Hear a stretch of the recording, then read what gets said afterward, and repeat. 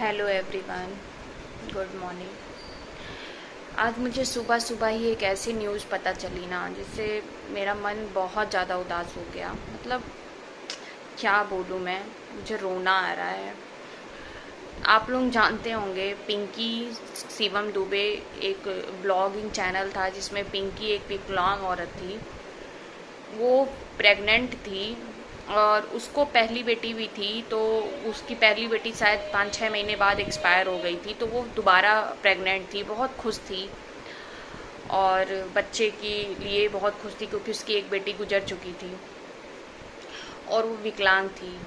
उसने अपनी ज़िंदगी में बहुत कष्ट सहे, क्योंकि वो डेली ब्लॉग डालते थे दोनों, तो पता चलता था। जो लोग उनको जानते होंगे वो लोग जानते होंगे कि उसने बहुत कष्ट सहे अपनी ज़िंदगी में। और मतलब शादी के बाद ही वो मतलब उसमें आई थी, लोग उसे जानने लगे थे, पिंकी को।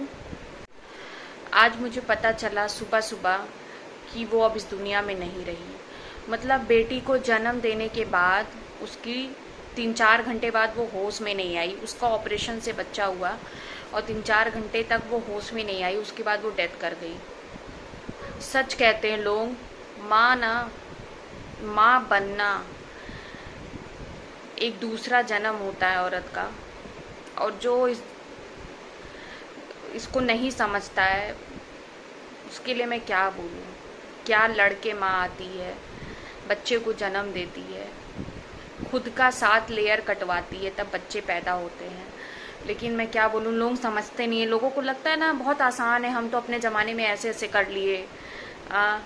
ये लोग, एक बच्चे में ये हाल है, 2 बच्चे में ये हाल है, लेकिन नहीं समझते हैं लोग।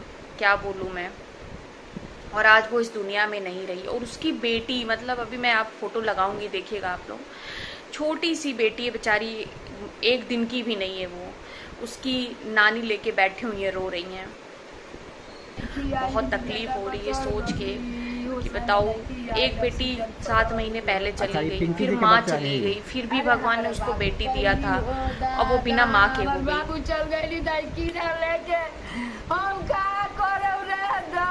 भगवान ऐसा तो किसी को ना दे।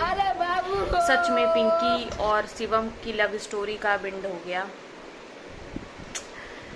बहुत झगड़ा लड़ाई होता था दोनों में, लेकिन रहते दोनों साथ ही थे।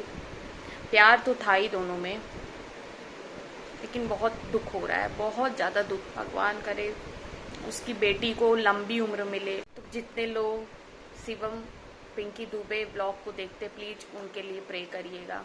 उनकी आत्मा को, पिंकी जी की आत्मा को शांति मिले। Thank you.